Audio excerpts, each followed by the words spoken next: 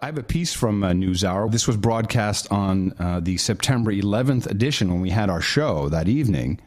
This is about the 28 pages that are missing from the report from the 9/11. So this is now going mainstream, which is about time. Well, 9/11 though, it's you can bring it up then, it'd be forgotten in a month. Which, by the way, I'd like to point out, by presidential proclamation. Hold on a second. Here it is. America will never. This is the president. Never forget the September tragedy that shook our nation's core 13 years ago. And then he goes, a day that began so much like, blah, blah, blah, blah, blah. So therefore, I, Barack Obama, President of the United States of America, do hereby proclaim September 11th as Patriot Day and National Day of Service and Remembrance. Patriot Day?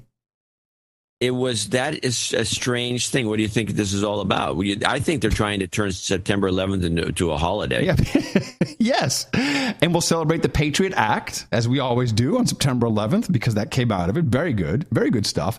And it's all based on pretty much a flawed investigation. 28 pages of a joint congressional inquiry into the 9/11 attacks were classified by the George W. Bush administration, which claimed they contained information that would hurt the war on terror. But some lawmakers argue the pages reveal little about national security and a great deal about the government of Saudi Arabia's role in the attacks. Yes. They say that the pages tell the story of Saudi officials meeting with and even funding two of the 9/11 hijackers when they first arrived in the U.S. But only a handful of people have seen them, right? That's right. Right after 9/11, a very unusual congressional inquiry with both the House and the Senate Intelligence Committee chairman convened to find out what had happened.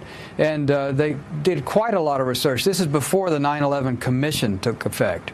And they published their report in 2003, and it was heavily redacted, but there was one entire section, 28 pages, that was taken out entirely. And the Bush administration justified it on national security grounds. But congressmen that I've spoken to who have read those 28 pages say it has nothing at all to do with national security, that the Bush administration and the relationship with the Saudis is implicated.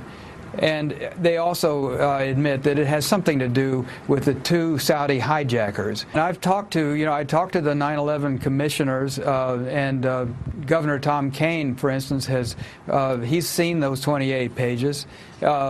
He thinks they ought to be released. He thinks not just those 28 pages. He says this is just a small part of a much larger story.